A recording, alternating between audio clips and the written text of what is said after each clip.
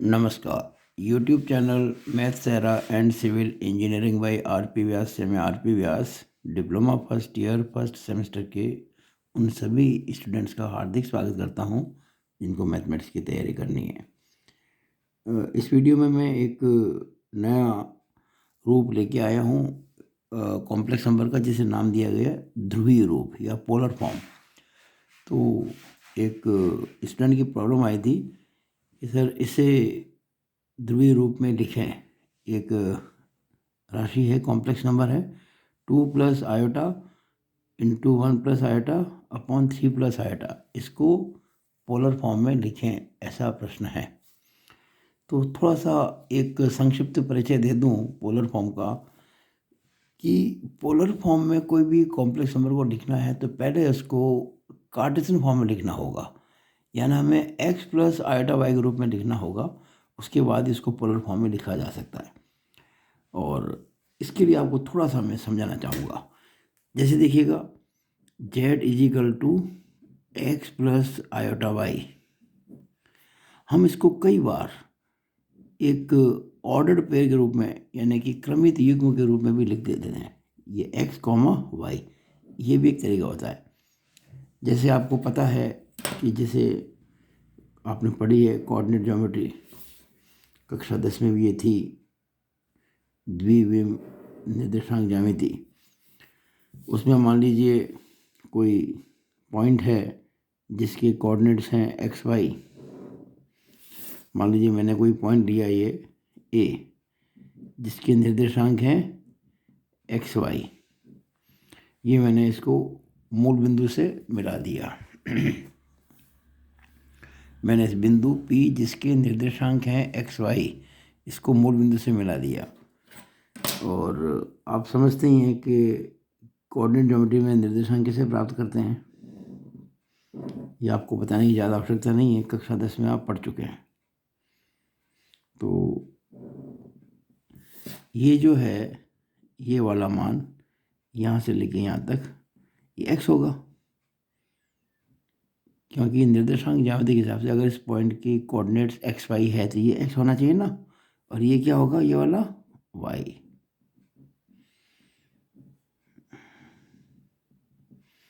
इसको मैंने मान लीजिए m कह दिया। अच्छा, ये जो दूरी है O से P की, इसको हम r से व्यक्त करते हैं। और ये जो कोण है इसको थीटा कहते हैं। अब आपने पढ़ा है त्रिकोणमिति के अंदर कि आधार बटा कर्ण जो होता है वो cos थीटा होता है, और लंब बटा कर्ण जो होता है वो sin थीटा होता है। या हम कह सकते हैं कि sin theta = perpendicular upon hypotenuse and cos theta = base upon hypotenuse. ये जो ट्राइंगल है OPM, इसमें मैंने इसको माना है एक्यूट एंगल थीटा को। तो इस थीटा के सामने की जो भुजा होगी PM में क्या बन जाएगी, लंब, यानी कि परपेंडिकुलर। तो देखिए sin थीटा कितना हो जाएगा, sin थीटा हो जाएगा परपेंडिकुलर अपॉन हाइपोटेनियस, यानी कि y/r। एंड cos थीटा कितना हो जाएगा, बेस अपॉन हाइपोटेनियस, यानी कि x/r।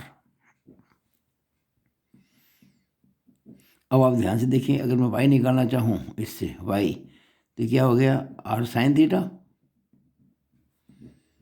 और इससे अगर मैं x निकालना चाहूँ तो x की वैल्यू आ जाएगी r cos थीटा।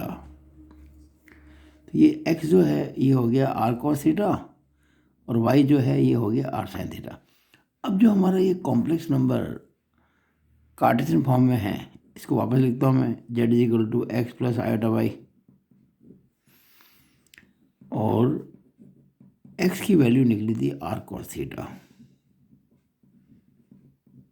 y की वैल्यू निकली थी r sin थीटा।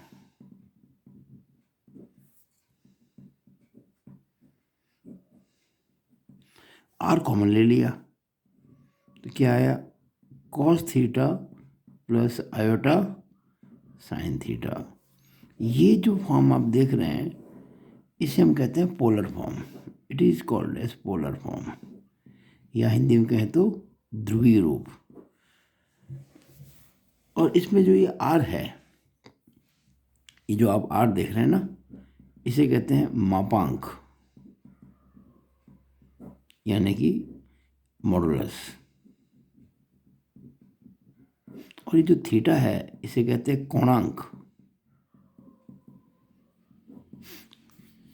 इसे हम एम्पलीट्यूड भी कहते हैं, एम्पलीट्यूड, मापांक और कोणांक, मॉडुलस एंड एम्पलीट्यूड। अब प्रश्न ये उठता है कि जब आपको कोई तरह का प्रश्न मिले तो उसमें आप आर और थीटा कैसे ज्ञात करेंगे। तो आर थीटा ज्ञात करने के लिए देखिए बड़ा आसान तरीका है। जो आर है ये वाला, अगर आप देखें ये एक समकोण त्रिभुज है और इस समकोण त्रिभुज के अंदर यानी कि समकोण त्रिभुज में कौन सा त्रिभुज, O P M, O P M, right angle triangle के अंदर आप जानते हैं कि कर्ण का वर्ग जो होता है आधार के वर्ग और लंब के वर्ग के योग के बराबर होता है। ये बोधायन प्रमेय है और हम इसको पाइथागोरस प्रमेय भी कहते हैं।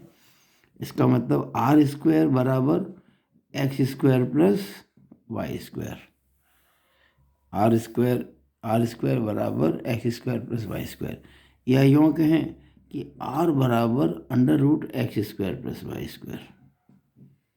ये आपको मापांक निकालने का तरीका है। अब मेरे को कोणांक निकालना थीटा, तो देखिए इसी समकोण त्रिभुज अगर मैं टेन थीटा निकालना चाहूँ, टेन थीटा, तो क्या होगा, परपेंडिकुलर अपॉन बेस यानी कि लंब बटा आधार यानी कि वाई अपॉन एक्स, तो थीटा के लिए बन जाएगा tan inverse Y upon X. तो इस तरह से हम ये मापांक और कोणांक भी निकाल पाएंगे। एक इसका तरीका और भी है, आपको मैं समझा दूं। कई बार क्या होता है, जैसे कि मान लीजिए आपको पता है कि आर कॉस थीटा, जो मैंने आपको बताया था अभी अभी, यहाँ पे एक्स है, और ये आर साइन थीटा जो कि वाई है, इसको कह दिया समीकरण नंबर 1, इसको कह दिया समीकरण नंबर 2। अगर मैं समीकरण 1 के वर्ग में समीकरण 2 का वर्ग जोड़ दूं तो देखिए ये हो जाएगा R square cos square theta, R square cos square theta, ये हो जाएगा R square sine square theta, ये हो जाएगा एक्स स्क्वायर, वो हो जाएगा वाई स्क्वायर। हम जब दो समीकरणों के वर्ग करके जोड़ते हैं ना, तो उनके लेफ्ट हैंड साइड के जो वर्ग करके जोड़ते हैं और फिर राइट हैंड साइड के वर्ग करके भी जोड़ते हैं, बीच में बराबर लगा देते हैं। तो इसका वर्ग किया तो R square cos square theta, इसका वर्ग किया तो R square sine square theta, इनको जोड़ दिया, उधर किया। अब इसको अगर मैं आगे ले जाऊँ तो देखिए आर स्क्वायर कॉमन आ रहा है, बचेगा cos square theta plus sine square theta, जो कि 1 होता है, बराबर X square plus Y square. अब ये तो 1 हो जाएगा, तो आर स्क्वायर क्या आएगा, X square plus Y square, तो इससे आर क्या बन जाएगा, under root X square plus Y square. और ये मैं आपको पहले ही बता चुका हूँ, ये मैंने किसी और ढंग से बताया था, ये किसी और ढंग से बताया। अब टेन थीटा कैसे ज्ञात करें, तो जैसे अभी मैंने 1 और 2 के वर्ग करके जोड़ा ना, वैसे ही आप अगर मान लीजिए हमको निकालना टेन थीटा, तो ये है साइन और ये है कॉस। अगर आप इस समीकरण में इस समीकरण का भाग लगा दें, यानी कि इक्वेशन 2 के अंदर इक्वेशन 1 का भाग लगा दें, तो 2 क्या थी, 2 थी, देखिए आर साइन थीटा, 2 हो गया आर साइन थीटा, और ये एक क्या है, R cos theta, R cos theta बराबर, देखिएगा आर साइन थीटा बटा आर कॉस थीटा बराबर वाई बटा एक्स, तो बराबर हो जाएगा वाई बटा एक्स, आर से आर कट जाएगा। इसका मतलब टेन थीटा कितना हो गया, ये हो गया वाई बटा एक्स, और इसका मतलब थीटा बराबर टेन इनवर्स वाई बटा एक्स। ये वही मान है जो मैंने अभी आपको थोड़ी देर पहले यहाँ पे समझाया था। तो मुझे आशा है कि ये आपको अच्छी तरह से समझ में आ गया होगा कि हम कैसे थीटा निकालते हैं, कैसे आर निकालते हैं। अच्छा, अब मैं ये प्रश्न करूं आपके लिए, उसके पहले कुछ बातें और समझाना चाहता हूं। देखिए, हमें अ, ये तय करना होता है कि थीटा कौन से क्वाड्रेंट में है। फर्स्ट क्वाड्रेंट में है, सेकंड क्वाड्रेंट में है, थर्ड क्वाड्रेंट में है या फोर्थ क्वाड्रेंट में है। इसमें कोई समस्या नहीं आती है, आर में कोई प्रॉब्लम नहीं आती। आर तो बहुत सिंपल सी बात है, under root X square plus Y square, चाहे एक्स प्लस का हो चाहे माइनस का हो। X square Y square plus के होंगे तो आर तो आसानी से निकल जाएगा। समस्या आती है थीटा निकालने में। ये प्रॉब्लम की बात कई बार होती है, बच्चे इसमें गलतियां करते हैं। एक बात अच्छी तरह समझ लें, ये थीटा यहाँ है और थीटा यहाँ भी है। जो ये एंगल है एग्जैक्टली एंगल वही होगा, इस बात को पक्का ध्यान रख लें। अब ये थीटा क्या होगा और किस क्वाड्रेंट में होगा, इसकी बात मैं आपको समझाना चाहता हूँ। इसके बाद ये क्वेश्चन करूँगा, इसके बाद में इस क्वेश्चन को मैं करूँगा आपके लिए, ठीक है ना। ज़रा इसको समझ लें एक बार। देखिए, आपने x प्लस आयटा वाई निकाल लिया, ये आपके पास ज्ञात है। जो भी प्रश्न था आपने उसको x प्लस आयटा वाई के रूप में ज्ञात कर लिया, ठीक है। अब आप चिन्ह देखें कि x का चिन्ह क्या है, y का चिन्ह क्या है। उसके आधार पर तय होगा कि कौन सा क्वाड्रेंट होगा, या हो सकता है क्वाड्रेंट ना हो, किसी अक्ष पर ही आ जाए, x अक्ष पर आ जाए, y अक्ष पर आ जाए। ऑल डिपेंड्स ऑन कि भाई x और y के मान क्या होंगे। ये बहुत ज़रूरी है, जो बात मुझे आपको समझानी है। देखिएगा कि हम समझ लेते हैं इसको। मान लीजिए ये मैंने क्या दिया, ये है x और ये है y, ठीक है। ये x और ये y। ये x मान लीजिए पहला केस है, x आ गया पॉजिटिव, y भी आ गया पॉजिटिव। अब क्या होगा, जब x और y दोनों पॉजिटिव आते हैं तो उस केस के अंदर आप पक्का समझ लें कि फर्स्ट क्वाड्रेंट है। ये देखिएगा, क्योंकि फर्स्ट क्वाड्रेंट में क्या होता है, ये दोनों इधर, ये माइनस, ये ऊपर प्लस और नीचे माइनस। फर्स्ट क्वाड्रेंट में दोनों प्लस होते हैं, एंड यहाँ ए लिखते हैं ना, ऑल पॉजिटिव। सेकंड क्वाड्रेंट में ये मान लीजिए सेकंड केस, ये फर्स्ट केस है, ये सेकंड केस, ये सेकंड क्वाड्रेंट। तो एक्स तो इसमें आ जाए मान लीजिए माइनस में, वाई आ जाए इसके अंदर प्लस में, तो ये हो गया सेकंड क्वाड्रेंट। इसमें देखिए एक्स माइनस में, वाई प्लस में। ए एस, इसमें एस यानी कि साइन और कोसेक पॉजिटिव होते हैं। फिर देखते हैं अपन थर्ड क्वाड्रेंट, थर्ड केस है ये।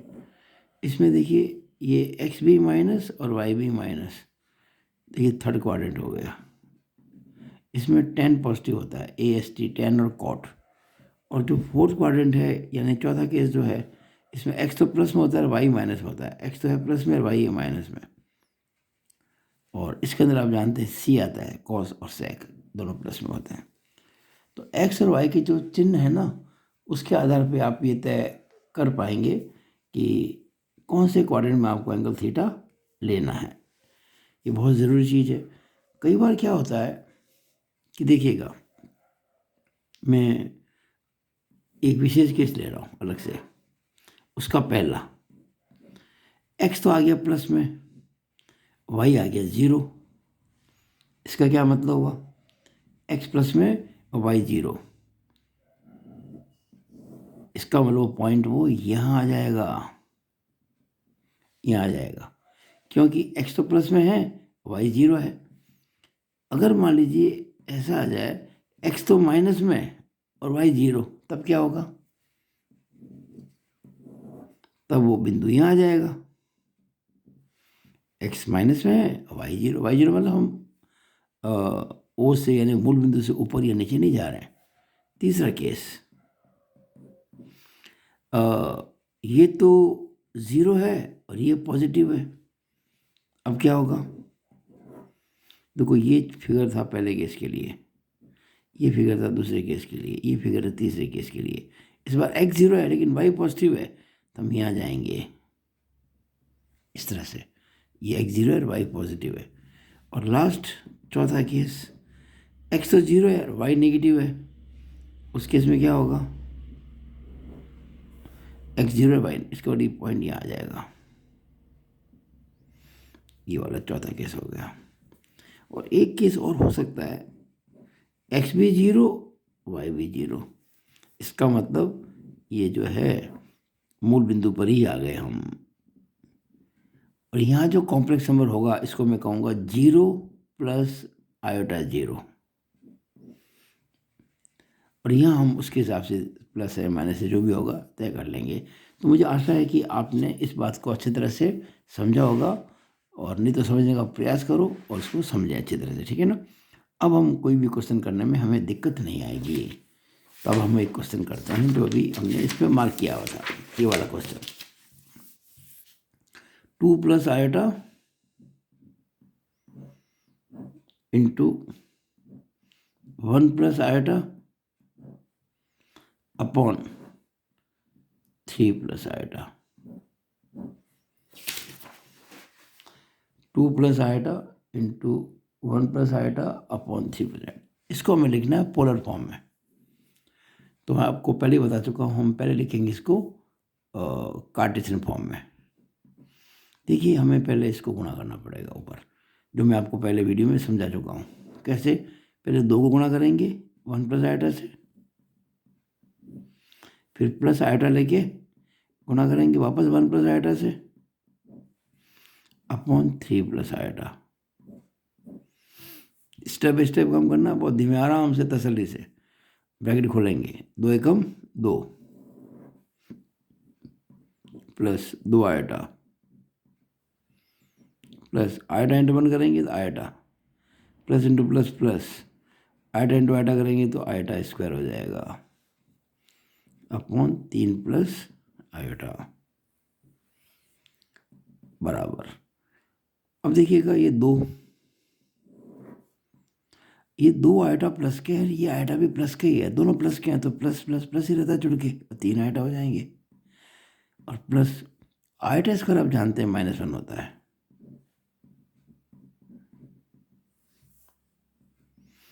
अब देखिएगा 2 plus 3 iota plus into minus -1 upon 3 iota, 3 plus iota. अब ये 2 में से 1 घटाएंगे, पहले पास पास लिख दूँ, 2 - 1 plus 3 iota upon 3 plus iota, 2 में से 1 गया तो 1 plus 3 iota upon 3 plus iota. एक बार फिर चेक कर लो, इसको समझ लो अच्छी तरह से। मैंने क्या किया, 2 इंटू 1 प्लस आयोटा किया, plus iota into 1 plus iota किया अपॉन ये सेम ब्रैकेट खोल रहा, 2 एकम 2 plus 2 iota, iota into 1 iota plus iota into iota, iota square upon वही 3 प्लस आयोटा। फिर 2 प्लस ये 2 आयोटा में 1 आयोटा जोड़ा, 3 आयोटा हो गया, प्लस आयोटा स्क्वायर -1 होता है, नीचे वही है। अब ये 2 प्लस 3 आयोटा प्लस माइनस -1, 2 और -1 को साथ लिख दिया, प्लस 3 आयोटा अपॉन वही 2 में से गया 1 प्लस 3 आयोटा 3 प्लस आयोटा। अब देखिएगा, आप जानते हैं कि जब हमें किसी कॉम्प्लेक्स नंबर को किसी दूसरी कॉम्प्लेक्स नंबर से भाग देना होता है तो उसका तरीका मैंने आपको बताया था एक वीडियो मेरा, जो आप देखेंगे, जो आपने देखा होगा वीडियो ए के अंदर, कि जो हर होता है, हर यानी कि डिनोमिनेटर, इसका जो कॉन्जुगेट कॉम्प्लेक्स नंबर है, यानी कि हम इमेजिनरी पार्ट का साइन चेंज करके जो बनाते हैं उससे गुणा करते हैं, ऊपर भी और नीचे भी। तो देखिएगा ये क्या हो जाएगा, 1 प्लस 3 आयोटा अपॉन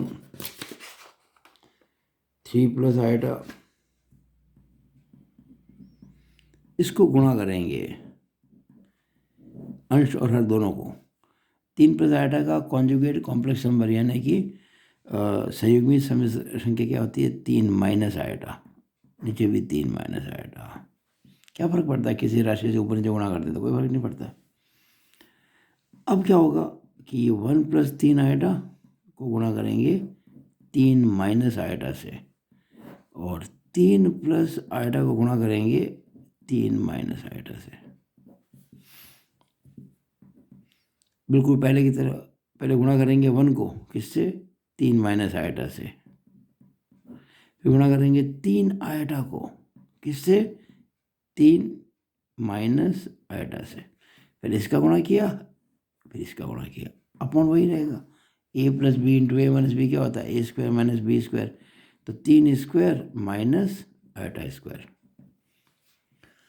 अब देखिएगा ये ब्रैकेट खोलेंगे ना, 1 को गुणा करेंगे 3 से, 3 माइनस 1 को आयोटा से तो आयोटा ही रहेगा, और अब इसको गुणा करेंगे 3 इंटू 3 यानी कि 9 आयोटा, फिर प्लस इंटू माइनस, माइनस और 3 3, ये ना 3 3 9 आयोटा माइनस 3 आयोटा स्क्वायर, ये 3 ही है आयोटा और इंटू आयोटा, आयोटा स्क्वायर हो जाएगा। तो ये 3 का स्क्वायर 9 माइनस, और आयोटा स्क्वायर आप जानते हैं -1 होता है, 3 minus iota plus 9 iota minus 3 iota square, बिल्कुल ठीक है।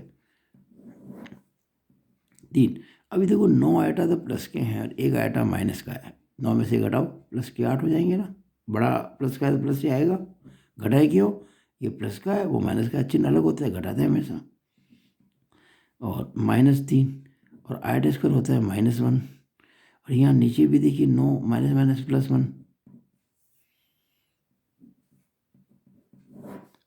3 plus 8 iota minus into minus plus 3 एकम 3 और 9 और 1 10 हो गया।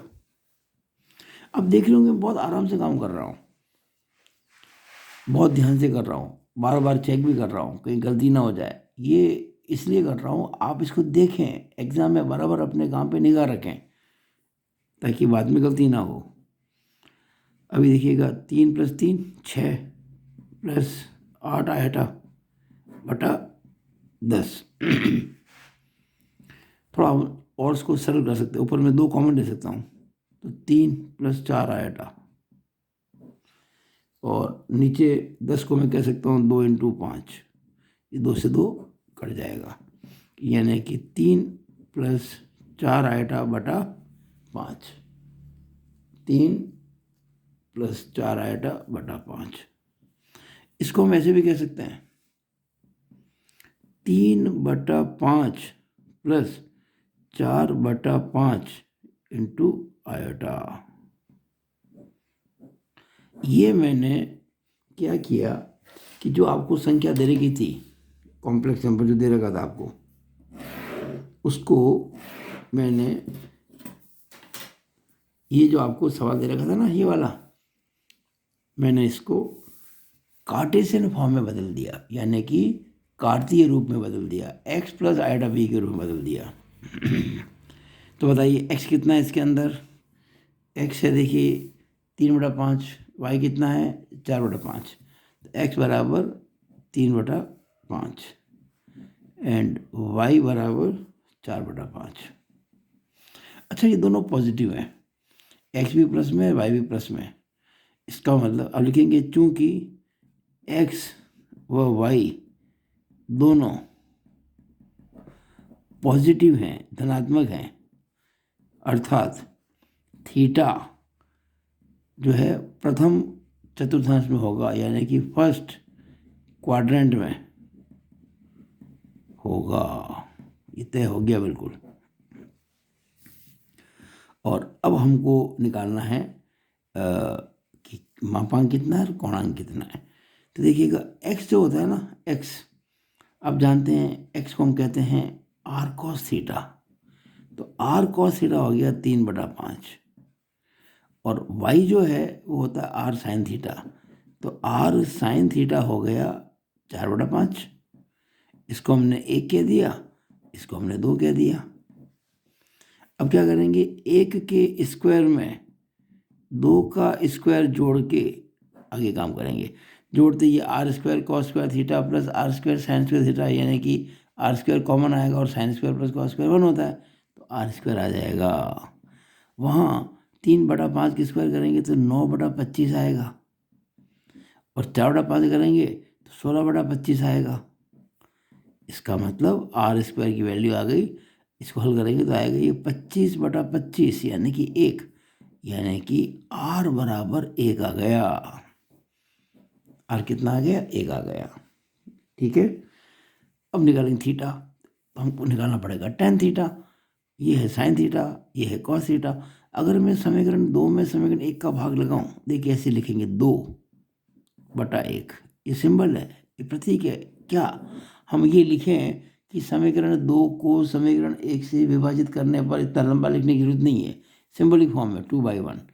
तो यहाँ आर साइन थीटा से आर कॉस थीटा का भाग लगेगा, आर आर कट जाएगा, और साइन थीटा बटा कॉस थीटा होता है टेन थीटा। टेन थीटा यहाँ देखिए 4/5 है ना, इसमें इसका भाग लगाएंगे।